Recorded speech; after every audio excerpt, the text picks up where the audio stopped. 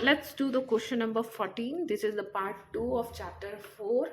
अगर आपने 14 के पहले वाले क्वेश्चंस कैसे सॉल्व करना है उसके आंसर्स नहीं पता आपको, तो आप मेरे वीडियोस जाके देख सकते हैं पार्ट 1 का, एंड फिर उसके बाद ये करेंगे तो ज़्यादा बेटर होगा.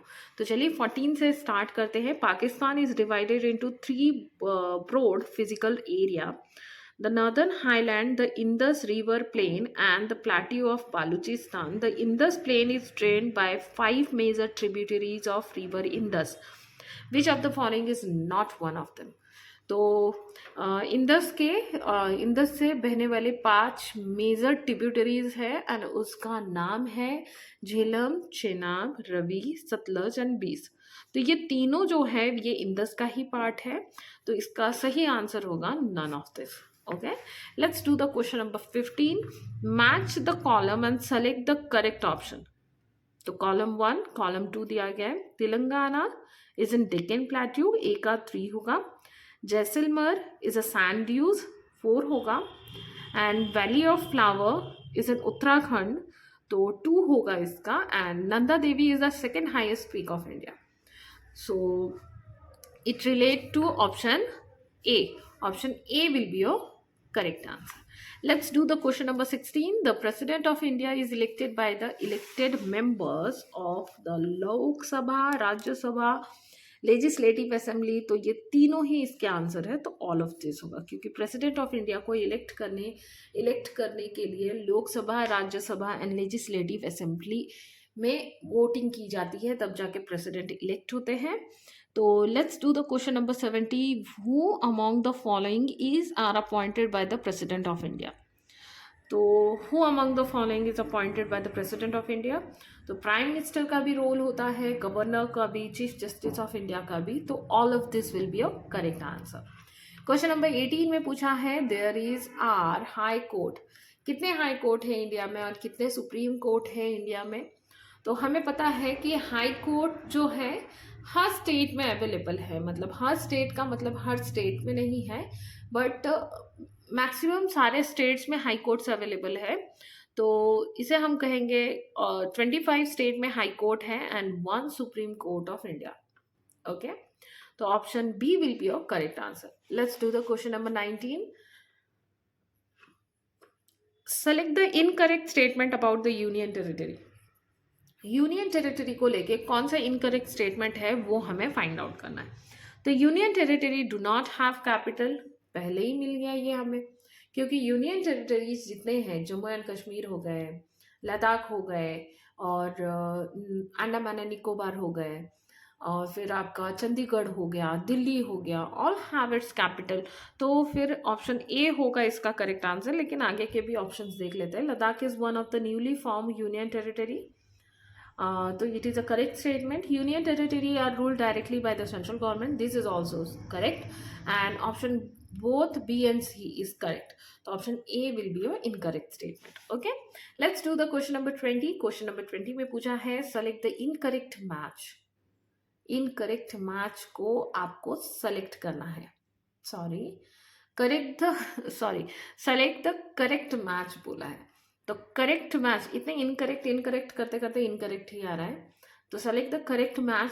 तो स्टेट एंड कैपिटल्स दे दिया है. तो नागालैंड का कैपिटल गैंगटॉक नहीं है, मणिपुर का इम्फाल है, गोवा का पोर्ट ब्लेयर नहीं है, एंड मध्य प्रदेश का रायपुर नहीं है. छत्तीसगढ़ का रायपुर है, मध्य प्रदेश का भोपाल है, गोवा का पणजी है, नागालैंड का कोहिमा है. तो मणिपुर का इम्फाल है. So option B will be your correct answer. Let's do the algebra section. Refer to the given table. Country capital, यहाँ पे कंट्री का नाम लिखना है, यहाँ पे कैपिटल. तो डब्ल्यू क्या है? तो W is a Bhutan, because उसका थिम्पू है. बांग्लादेश का ढाका है, एंड नैपी दो किसका है? म्यांमार का है, एंड काठमांडू नेपाल का है. तो चलिए ऑप्शंस देखते हैं. यहाँ पे ऑप्शंस में क्या पूछा है? Identify the countries and select the correct statement regarding them. Pokhara and the Biratnagar are 2 important cities of W. The Ashoka The children of Indian Emperor Ashoka, Mahendra, and Sanghamitra spread the teaching of Buddhism in Y. Number C है the deltaic region of X is constituted by three rivers Ganga, Brahmaputra, and Meghna.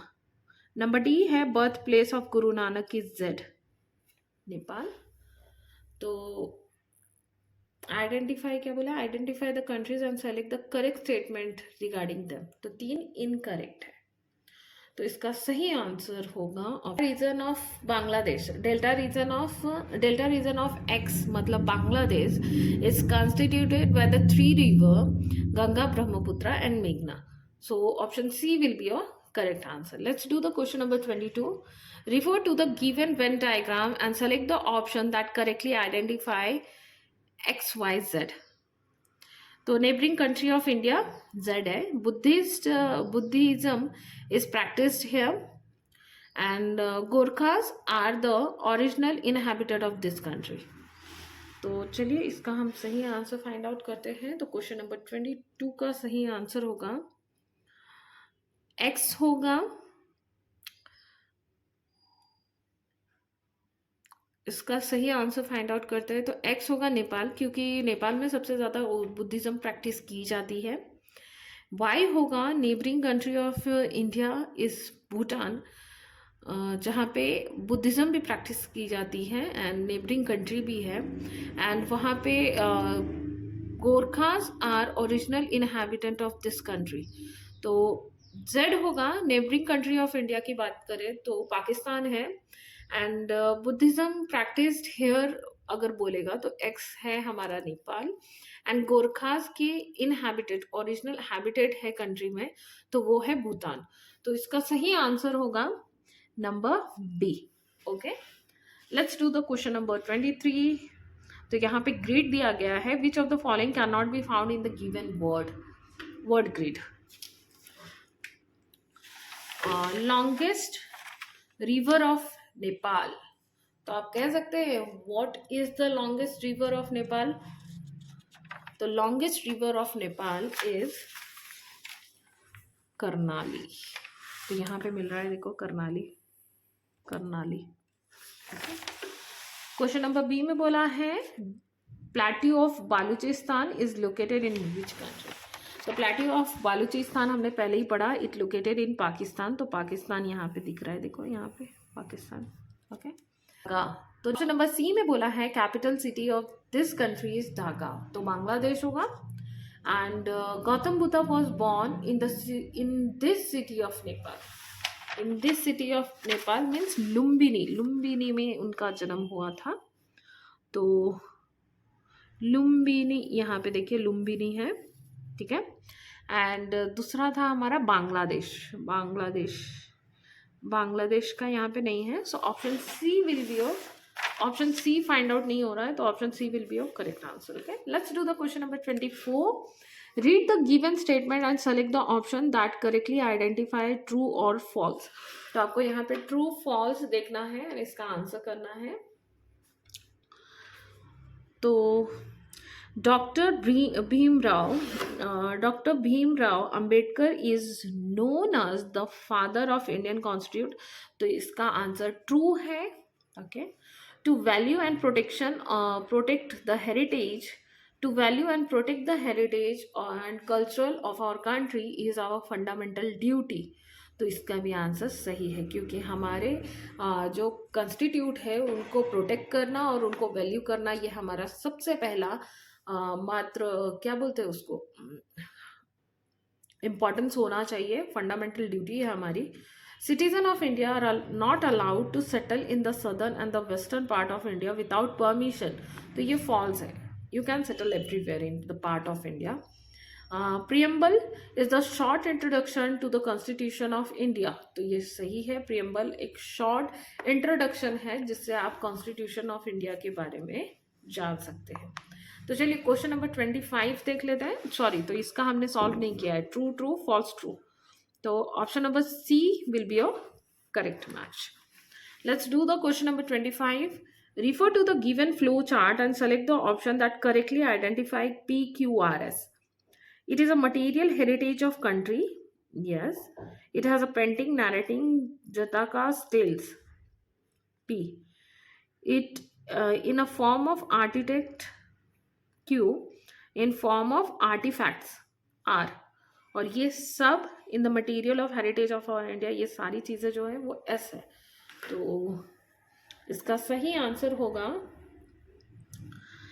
P होगा आपका Ajanta caves, क्योंकि painting and narrating जताका stele जो बोलते हैं ना वो आपका अजंता केव्स में अवेलेबल है, which is in Mumbai. In form of architect heritage बोले तो वो होगा ताजमहल, क्योंकि वो भी हमारा एक आर्किटेक्चर हेरिटेज है हमारे इंडिया का। एंड 7 वंडर्स हैं। It is a form of artefact की बात करें तो आर होगा आपका टेराकोटा फिगर्स एंड एस होगा कॉइन्स। तो इसका सही आंसर होगा option number D. Okay, hope so ये बहुत इजी से आपको समझ में आया होगा। And if you face any doubt don't forget to ask me in the comment section.